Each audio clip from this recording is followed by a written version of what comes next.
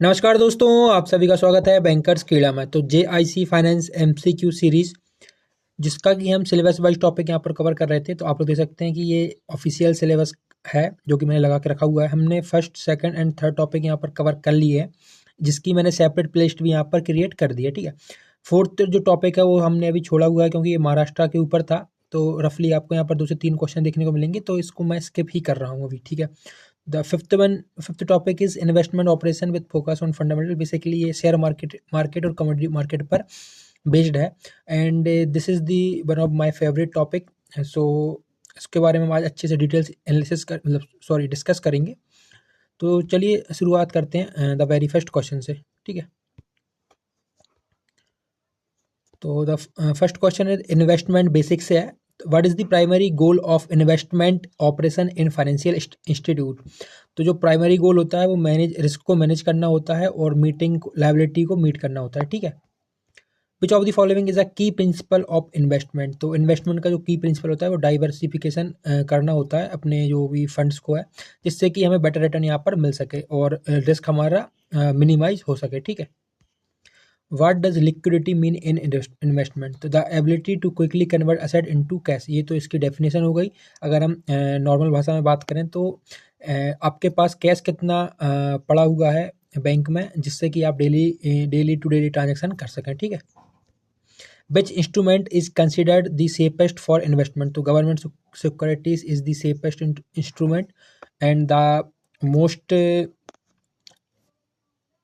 We can say danger. तो equity share को यहाँ पर मोस्ट डेंजर बोला जाता है और म्यूचुअल फंड को भी बोला जाता है, बट इक्विटी शेयर को ज़्यादा बोला जाता है। ठीक है, what is the main purpose of portfolio diversification. तो मैंने भी आपको बताया कि अगर आप डाइवर्सिफिकेशन करते हैं तो आप अपना रिस्क को मिनिमाइज करते हैं, मतलब कि आप अपने रिस्क को रिड्यूस करते हैं। ठीक है, अब यहाँ पर हम बात करें what is the primary risk for fixed income securities. तो ये इंटरेस्ट रेट रिस्क है।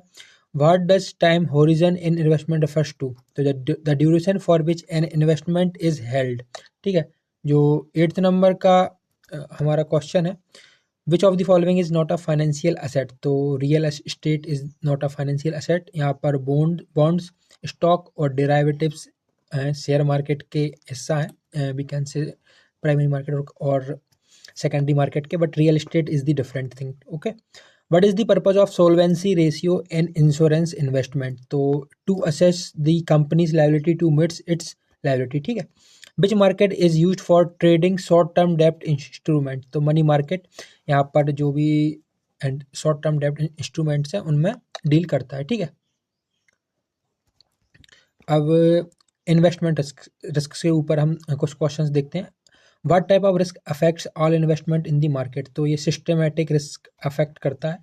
Which which of this is a non diversifiable risk. ठीक है, तो inflation risk is the non, मतलब इन्फ्लेशन को तो कोई कंट्रोल ही नहीं कर सकता ना भाई, तो ये इस रिस्क से आप कभी भी बच नहीं सकते। Which risk arises due to the inability to sell an asset quickly. तो लिक्विडिटी रिस्क इसको अलाउ करता है। What is credit risk. तो क्रेडिट रिस्क क्या है, तो risk of an issuer defaulting on payment. ठीक है, what is the impact of rising interest rates on bond prices. तो bond prices decrease. What is re investment risk. तो risk of re investing at lower interest rate. What is sovereign risk. तो आप इससे भी relate कर सकते हैं, sovereign bonds आता है तो आप उनमें जब पैसा इन्वेस्ट करते हैं तो उसको सॉवरेन रिस्क बोलते हैं। तो risk of government defaulting on डेब्ट। ठीक है, व्हाट इज ऑपरेशनल रिस्क। तो risk of internal process failure. Which type of risk can be mitigated through diversification. तो अनसिस्टमेटिक रिस्क यहाँ पर आंसर हो जाएगा। What is the main objective of risk management in investment. तो balance risk and return. ठीक है, तो यहाँ पर हम लोग क्या रिस्क और रिटर्न को यहाँ पर बैलेंस करते हैं। अब fixed income and equity investment के ऊपर हम कुछ क्वेश्चन देखते हैं। What is the primary feature of fixed income securities. तो फिक्स्ड इंटरेस्ट पेमेंट यहाँ पर आपको मिलेगा, इसलिए अच्छा है। What is the purpose of yield to maturity by TM। तो calculate expected return if held to maturity. ठीक है, which of the following is an equity investment strategy. तो growth investing is the equity investment strategy. What is the rule of dividend in equity investment. तो provide periodic income to share holder. ठीक है, जिस भी share holder ने यहाँ पे पैसे लगाएंगे उनको डिविडेंड मिलता है। तो वही बता रहा है कि जो पीरियोडिक इनकम शेयर होल्डर को होती है उसी को हम डिविडेंड बोलते हैं। ठीक है, what is the common characteristics of equity investment. तो highly liquidity and growth potential. तो अब यहाँ पर हम बात करते हैं थोड़ा सा 31 क्वेश्चन पे। तो which regulatory body governs the investment operation of GIC in India. GIC आपका ये एग्जाम का नेम है, तो आपको पता होना चाहिए कि ये कौन रेगुलेट करता है। तो आईआरडीएआई। आईआरडीएआई का आप मुझे फुल फॉर्म कमेंट बॉक्स में बताएंगे, हालांकि मैं इसका जो ठीक है आप मुझे कमेंट बॉक्स बताइए व्हाट इज़ दी स्टेट। हाँ ठीक है, इसका मुझे आप फुल फॉर्म कमेंट बॉक्स में बताइए और कौन से ईयर में ये फॉर्म हुआ था और इसका हेड क्वार्टर क्या है, ये सब आप मुझे कमेंट बॉक्स में बताएंगे। ठीक है, what is the statutory liquidity ratio SLR for GIC investment. तो 18% ऑफ टोटल एसेट। ठीक है, अब IRDAI mandates GIC to invest a certain percentage in government security. What is this percentage? तो 50% यहाँ पर मैंडेटरी है। ठीक है, इसको याद रख लेना, ये आने के चांसेस बहुत ज़्यादा लग रहे हैं मुझे कि GIC को कितना परसेंट इन्वेस्ट करना मैंडेटरी है गवर्नमेंट सिक्योरिटी में। तो 50% तो मैंडेटरी है ही। ठीक है, What is the primary purpose of regulatory compliance in GIC investment? To ensure solvency and protect policy holders. ठीक है, एक मिनट यहाँ पे कुछ और आया था ना, हाँ SLR याद रख लीजिए कि GIC इन्वेस्टमेंट का SLR कितना है। तो ये होता है 18% ऑफ टोटल एसेट और 50% यहाँ पर सिक्योरिटीज। ठीक है, which type of investment is prohibited under IRDAI regulation for GIC। तो यहाँ पर डेरिवेटिव्स को यहाँ पर टोटली बैन करके रखा हुआ है। ठीक है, which of the following ensures that GIC can meet its policy holders obligation. तो असेट लाइबिलिटी मैनेजमेंट ALM। ठीक है, what is the minimum capital requirement for general insurance companies in India as per IRDAI। तो यहाँ पर 100 करोड़, अगर आपकी किसी भी कंपनी के पास 100 करोड़ का कैपिटल है मिनिमम कैपिटल, तो वो GIC में यहाँ पर IRDAI के द्वारा रेगुलेट हो सकता है। ठीक है, अब which report is mandatory for insurance company to submit annually to IRDAI। तो यहाँ पर सॉल्वेंसी मार्जिन रिपोर्ट यहाँ पर आपको सबमिट करनी पड़ती है। ठीक है, what is the risk adjust return to capital RAROC। तो measure of return adjusted for risk and capital employed. ठीक है, ये थोड़ी सी फाइनेंशियल टर्म आ गई। What is the investment pattern requirement for policy holder fund in life and general insurance company. तो 50% in government security. ये थोड़ा सा क्वेश्चन वही है बट इसको थोड़ा सा ट्विस्ट कर दिया गया है। ठीक है, अब जो 41 क्वेश्चन है थोड़ा सा एडवांस कॉन्सेप्ट के ऊपर है। Which of the following best defines the solvency margin. तो इसमें ये बोला है कि एक्सेस एसेट ओवर लायबिलिटी, मतलब कि आपके एसेट ज़्यादा होने चाहिए लायबिलिटी से टू मीट फ्यूचर क्लेम्स। ठीक है, अब what is the primary goal of assets liability management. तो matching asset with liability to mitigate risk. What is the significance of the investment horizon for GIC investment. तो aligning investment duration the claim पे outs.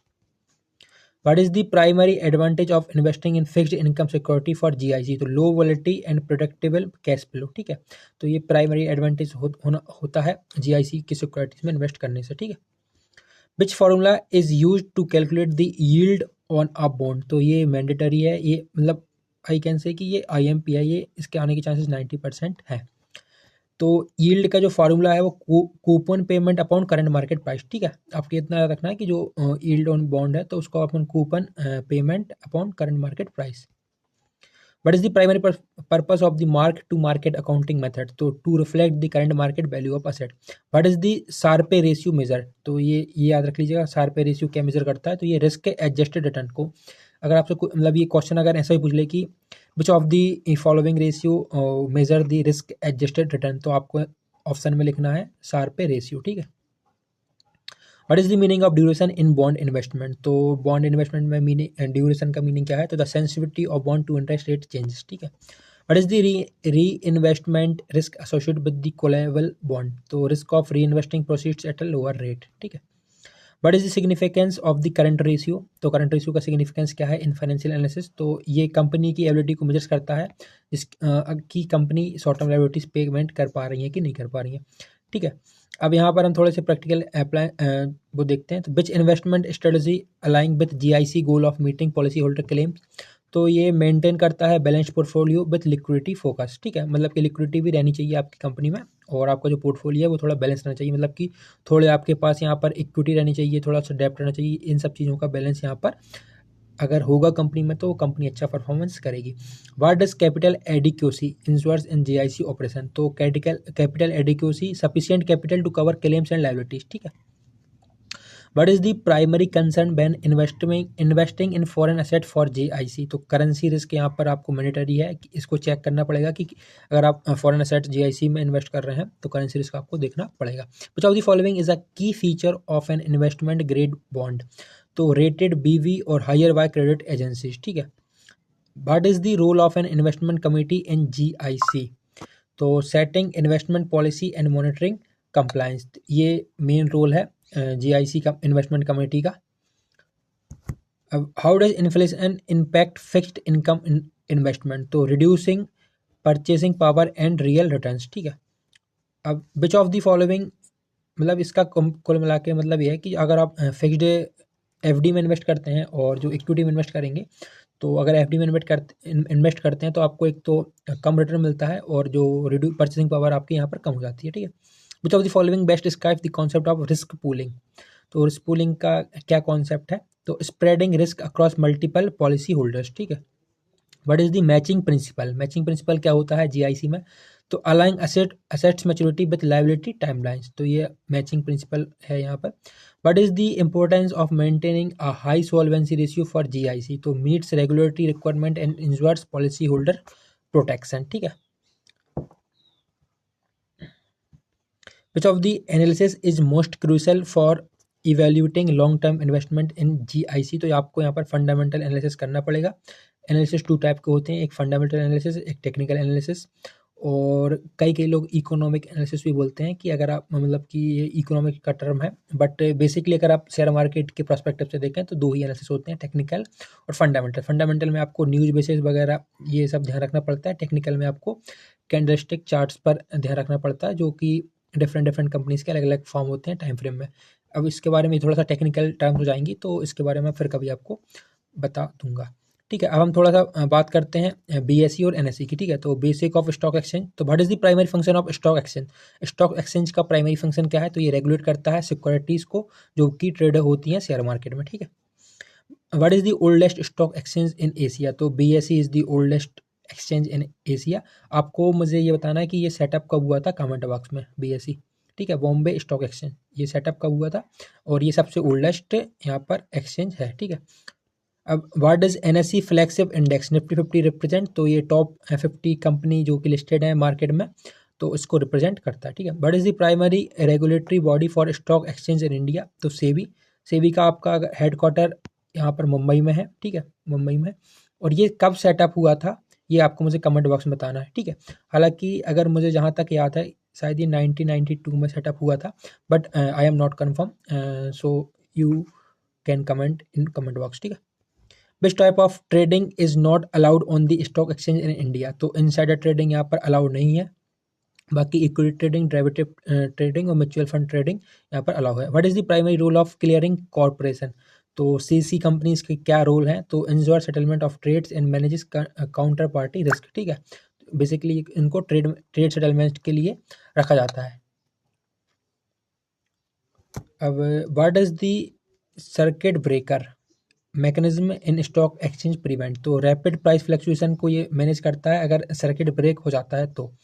जैसे कि आपने सुना होगा upper circuit लग गया, ठीक है, अपर सर्किट, लोअर सर्किट किसी भी स्टॉक प्राइस में, तो ये उसी को रिप्रेजेंट करता है कि ज़्यादा प्राइस की फ्लक्चुएशन ना हो। What is the full form of IPO. तो इनिशियल पब्लिक ऑफरिंग। और मैं आपको बता दूं कि इसमें इनिशियल जब आईपीओ यहाँ पर कंपनी लॉन्च करती है तो मिनिमम 90% सब्सक्रिप्शन यहाँ पर होनी चाहिए।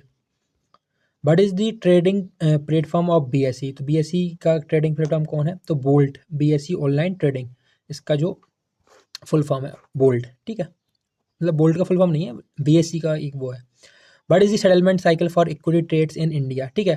देखिए ये थोड़ा सा आई थिंक कि प्रीवियस डाटा है, T+2 डेज पहले हुआ करता था, बट अब नाउ डेज T+1 सेटलमेंट यहाँ पर आ चुका है। और हाँ, पहले देखिए, पहले T+2 चलता था, अब T+1 भी इम्प्लीमेंट हो गया है और सेम डे सेटलमेंट भी यहाँ पर इम्प्लीमेंट हो गया है। तो ये थोड़ा सा कन्फ्यूजिंग है क्योंकि इसमें ऑप्शंस में सारे ही यहाँ पर हैं। तो मैं एक बार इसको गूगल करूँगा, फिर मैं आपको यहाँ पर कंफर्म करूँगा।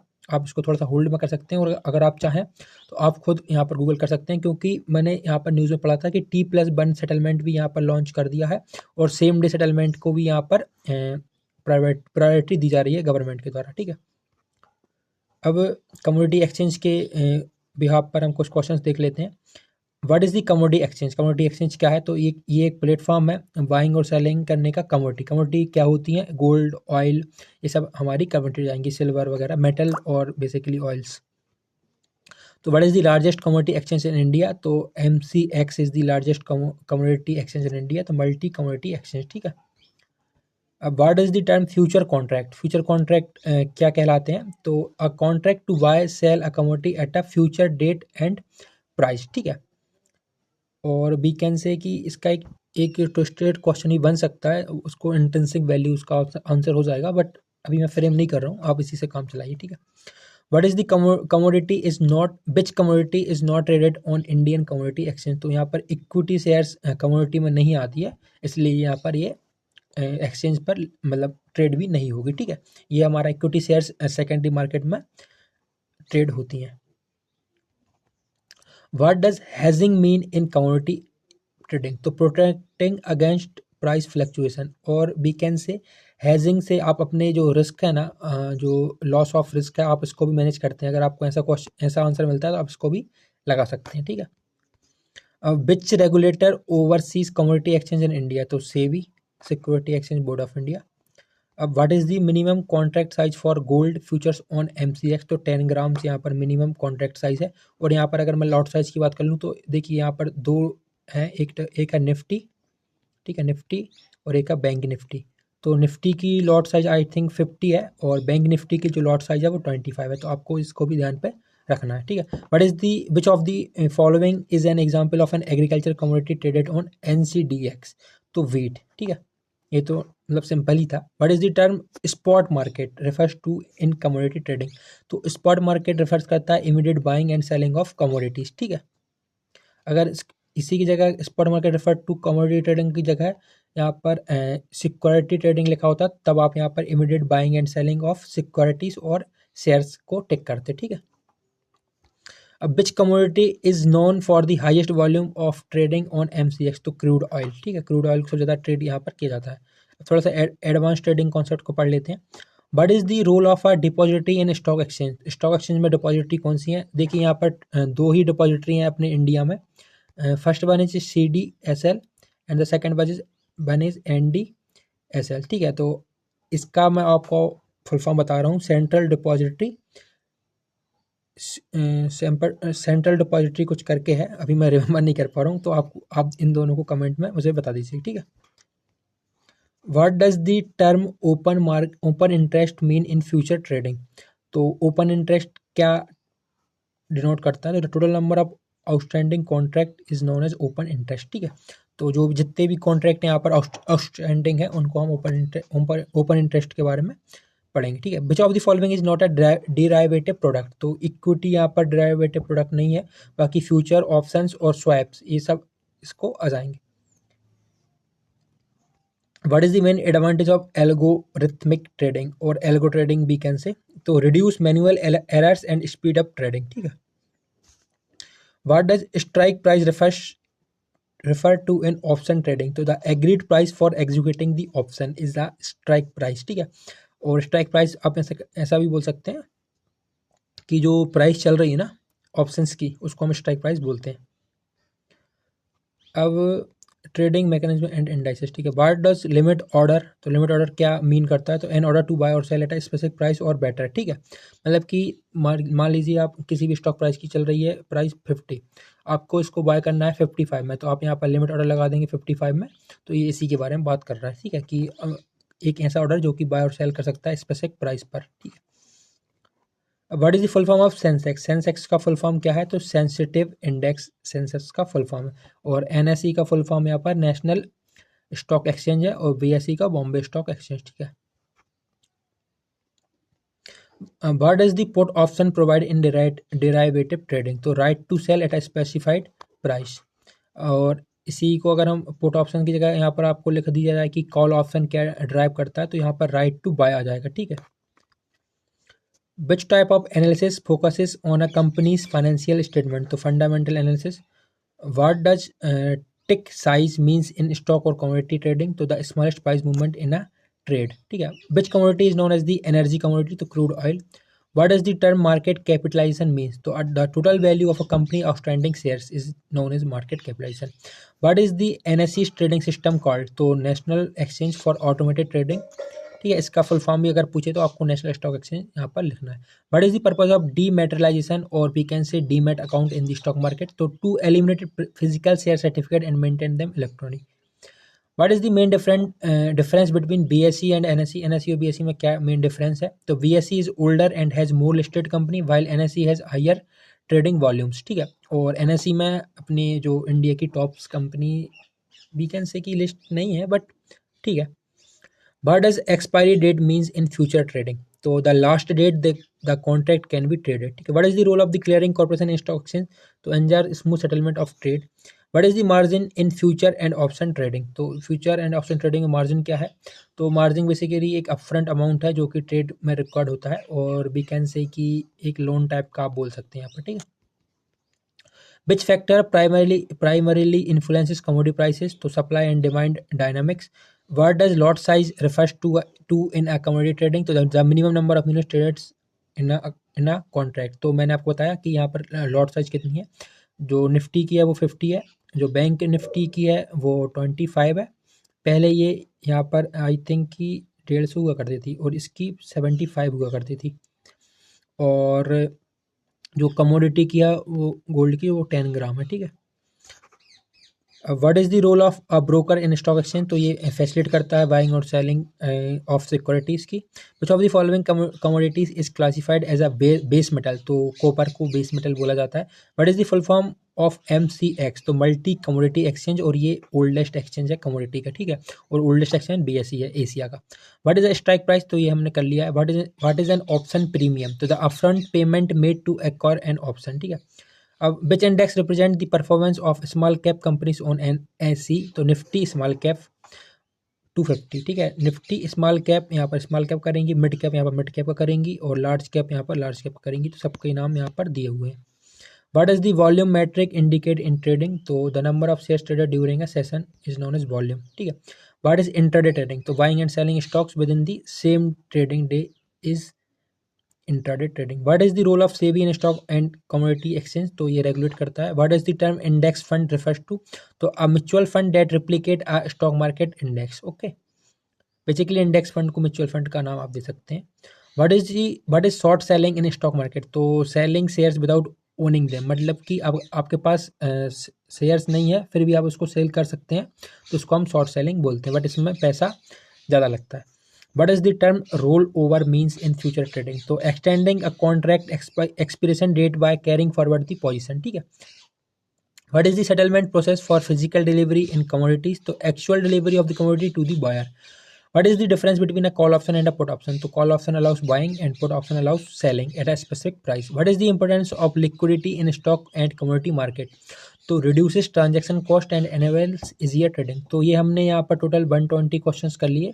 60 क्वेश्चन हमने फंडामेंटल नॉलेज पर देखे थे, और 60 क्वेश्चन हमने BSE NSE और कमोडिटी एक्सचेंज पर देखे हैं, ठीक है।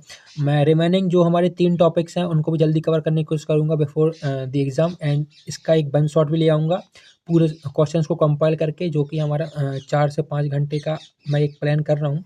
आप मुझे कमेंट बताइए कि मैं 4 से 5 घंटे का प्लान करूँ या फिर करंट अफेयर्स का कुछ देखूँ। तो ये चीज़ आप मुझे बताइए, तो मैं उस हिसाब से सेशंस को लेके आऊँगा। अब तक के लिए राधे राधे, थैंक यू।